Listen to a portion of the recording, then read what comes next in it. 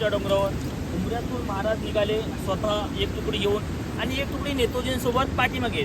ज्यावेळी ह्या परिसरामध्ये रणसंग्राम चालू झाला, मागच्या तुकडीला काहीच माहिती नाहीये पुढे काय होतंय. रणवाद्य वाजते वरती, रणवाद्य मागे वाजते, परंतु पुढे आपल्या फौजेला कोणीतरी आडवा गेलाय आणि आपल्या फौजेची कत्तल चालू आहे किंवा आपल्या फौजेवर शस्त्रास्त्रांचा मारा होतोय याचं ज्ञान नाहीये. पण नक्की झालं का? आणि हे सगळी फौज रिकवर होईपर्यंत ते पुढचे मागे पळाले. पुढे पुढे शत्रू आहे आणि मग पुढचे आणि मागचे नेमके नक्की शत्रू म्हणजे कोण आहे पुढे. ज्यावेळी या पुढच्या पडण्याने सांगितलं ना शिवाजी महाराज, पुढच्याने सांगितलं का पुढे शिवाजी आहे. अरे बापरे, शिवाजी तोच ना तो अफजल खानाला मारला तो.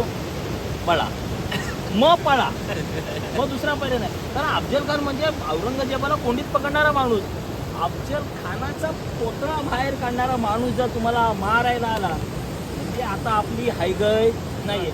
आणि तो कसा आहे, तो युद्धावेश घेतलेला आहे. पांढऱ्या शुभ्र घोड्यावर तो बसलाय, ते सांगताय पांढऱ्या शुभ्र घोड्यावर बसलाय. हातामध्ये एका हातामध्ये भाला आहे, एका खांद्याला धनुष्य, पाठीमागे बाणाचा भातात, ढाल आहे आणि पूर्ण डोक्यावर पोलादी चिलखत घातलंय. म्हणजे लढाईच्या युद्धाच्या आवेशामध्येच महाराज होते. आणि ही गोष्ट शत्रूला समजल्यानंतर शत्रूची फळी पांगली, फुटली. आणि मग तिथून त्याचवेळी पंडिता रायबागेंनी सांगितलं, तारीख पुन्हा लक्षात ठेवा, 2 फेब्रुवारी 1661. मग पंडिता रायबागांनी त्याच वेळी गेली, काठीला पण सांगितली, खान साहब ये ऐसा करो, आपको शिवाजी महाराज बच देंगे, आपको म्हणजे सोडून देतील. मग हा आला, वकिलाला पाठवला आणि वकिलाला पाठवून त्याला जी जीवनदान दिला, ही जी घटना घडली ना ती ह्या परिसरामध्ये कुठेतरी घडली. आणि मग हे याचं कुठेतरी स्मरण असावं म्हणून स्मारक तयार केलं. स्मारक तयार करतात स्मरण करण्यासाठी, स्मारक तयार करतात त्या गोष्टीतून काहीतरी चेतना, प्रेरणा, शक्ती त्यांचं पुढच्या पिढींनी घेण्यासाठी. मग हे स्मारक कुठे करावं यासाठी समिती नेमली. आदरणीय निनाद बेडेकर सर असतील, आदरणीय बाबासाहेब पुरंदरे किंवा मग आदरणीय घाणेकर सर असतील, अशी चांगली मोठी माणसं नेमली. त्याच्यामध्ये इतिहास अभ्यासक होते ते. आणि त्यांच्या सगळ्या साधनांना, सगळ्या रेफरन्सना, संदर्भांना हाताशी धरून ही जागा पक्की केली आणि मग इथे स्मारक बांधलं. शिवराय हे सूर्यवंशीय होते म्हणून त्या ढालीवर सूर्य दाखवलाय.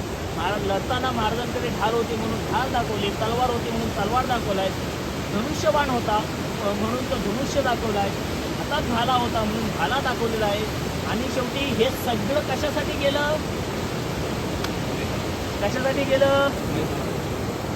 आणि मग खाली युद्धावेशात असलेले महाराज दाखवले. अशा प्रकारे चमत्कार नव्हता, ते कर्तृत्व होतं. मग त्या कर्तृत्व कसं झालं, त्या वाटा जिवंत राहिल्या पाहिजे. तो पुरवंड्यामधून कोणत्या वाटेने आला, त्या वाटा मग ते कशी फळी निर्माण केली आणि कसं शत्रू नामोहरण केलं. शिवराय म्हणजे अफजलाचं पोट आणि शाहिस्त्याचं बोट नव्हे, त्याच्या पुढे देखील शिवराय आहेत हे आपल्या पुढच्या पिढींना कळलं पाहिजे. म्हणून हा सारा प्रयत्न असतो. आदरणीय किरणदादा शेलारांनी तर गेले 23 वर्ष हे व्रत हाती घेतलेलं आहे. अखंड 23 वर्ष एखादी मोहीम करणं खाऊ नव्हे. 2 मोहिमा त्या अखंडपणे करतात, वर्षातून 2 असतात. यंदासुद्धा झाल्या, पुढल्या वर्षी 24वं वर्ष आहे.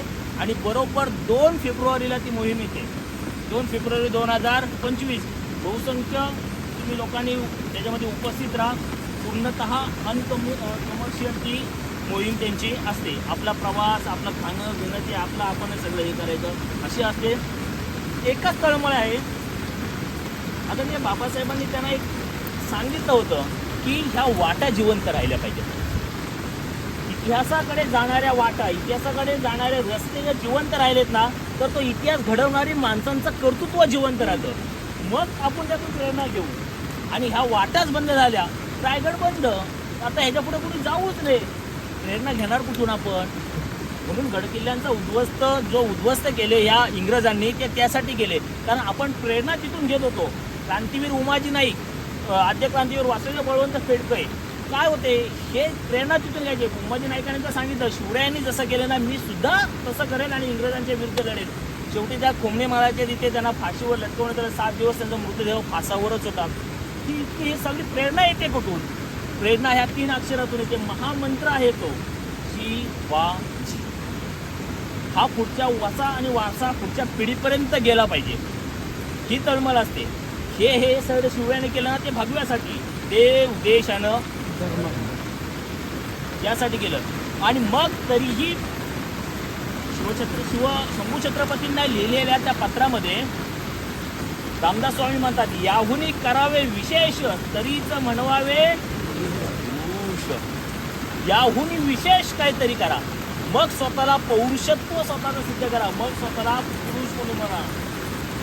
तर तुम्ही जिंकलात. या मोहिमांचं सार हे असतं.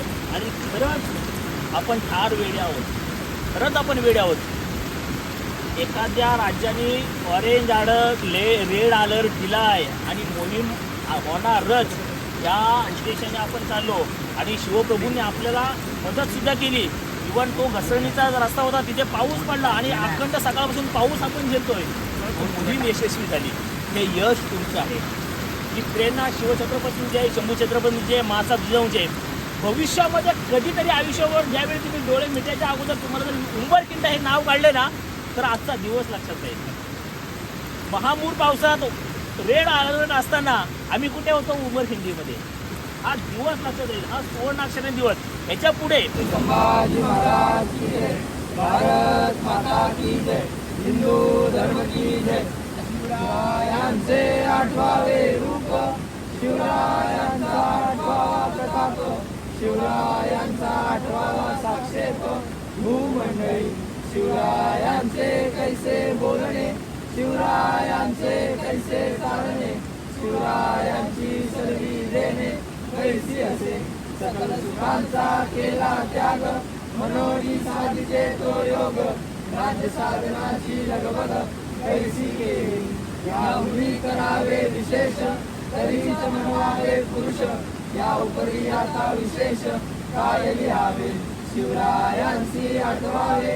विविध गुणवंत मानावे, इहलोकी परलोकी उरावे. कीर्ती रूपे निश्चयाचा महामेरू, बौद्ध जनासी आधारू. अखंड स्थितीचा निर्धारू, श्रीमंत योगी, श्रीमंत योगी, श्रीमंत योगी. पुण्यश्लोक छत्रपती श्री शिवाजी महाराज की जय, धर्मवीर छत्रपती श्री संभाजी महाराज की जय. भारत माता की जय, हिंदू धर्म की जय. महादेव जय.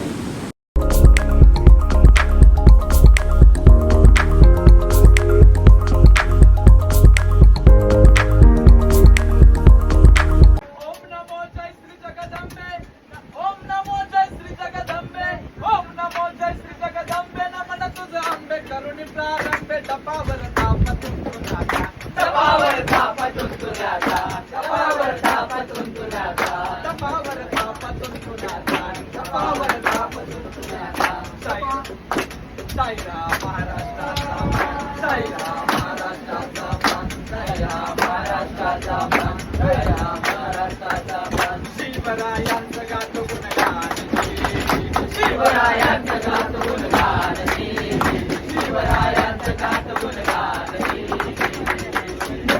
धन्य धन्य शिवाजी राजा,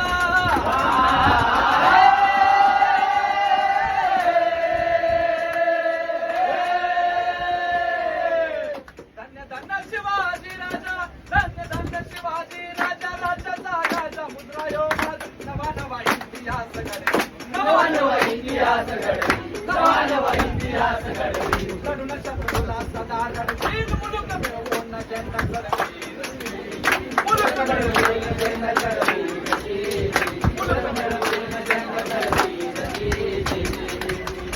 धन्य ती जिजाऊ माऊली, तिच्या हाती पाळण्याची गोली देशाचा उद्धार केली. त्याच माऊलीनं शिवाला वाढवलं, घडवलं. ज्ञानाचं ज्ञानामृत माऊलीनं पाजलं.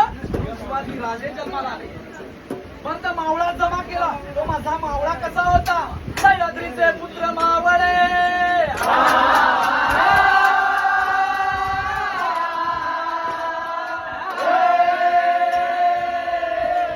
सह्याद्रीचा पुत्र मावळे, सह्याद्रीचे पुत्र मावळे. जरी कोवळे रंग सावळे, वाहती प्राण शिवबकात, वाहती प्राण शिवबकात,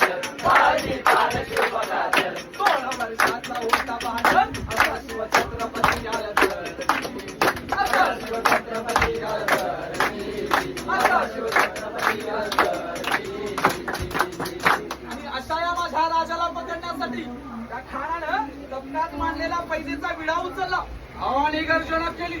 मग शिवाजी तो जिंदा हा मुर्दा. मग खान निघाला. मदल करत खान तुळजापुरात आला आणि तुळजापुरात आल्यावर त्या भवानी मातेचा स्तंभ वाजायला लागला. उधा आम्ही गोंधळी गोंधळी आम्ही आंबेचे गोंधळी आम्ही गोंधळी गोंधळी आम्ही आंबेचे गोंधळी आम्ही गोंधळी गोंधळी आम्ही आंबेचे गोंधळी आम्ही गोंधळी गोंधळी आम्ही आंबेचे गोंधळी. खानानं तुळजापूर सोडलं आणि पंढरपुरात आला आणि पंढरपुरात आल्यावर माझ्या पांडुरंगाचा गजर त्याच्या कानावर पडला.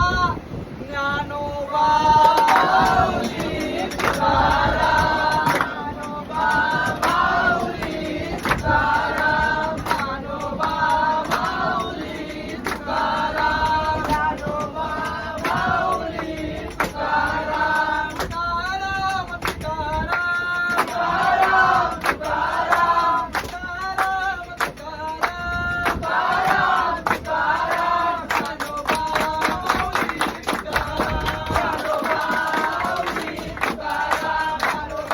माऊली अभिमानाला मालकंडारीचा त्याने केला.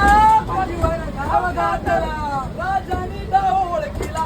पाटलं केलं वाराला हाडी त्याच्या उदराला गोंधळा बाहेर काढिला. लगकिया म्हणून खान तो सोडी प्राणाला जी जी जी, सोडी प्राणाला जी जी जी, सोडी प्राणाला जी जी जी, लगकिया म्हणून खान तो सोडी प्राणाला जी जी जी, सोडी प्राणाला जी जी जी, सोडी प्राणाला जी जी जी जी जी. जाणून अशा समयाला सय्यद बंडा त्याच बघताला शुभवरती वार करण्याला रोखून हात उचलला. शिवमाल होते बाजूला सबकन वार त्याने केला. हात चुकून पडला बाजूला होते जेव्हा म्हणून शिवबाचा प्राण वाचला.